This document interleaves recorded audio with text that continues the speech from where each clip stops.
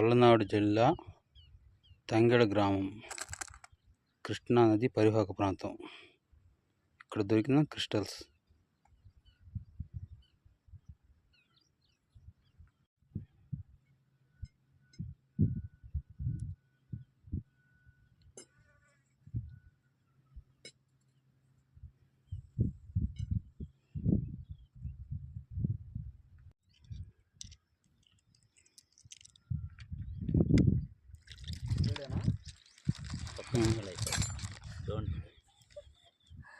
length videos అది ఇదిగో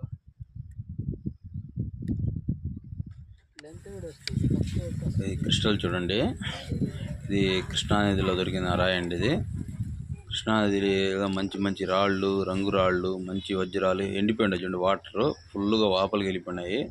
మామూలుగా అయితే మేము నిలబడుకునే వాడికి వాటర్ ఫుల్గా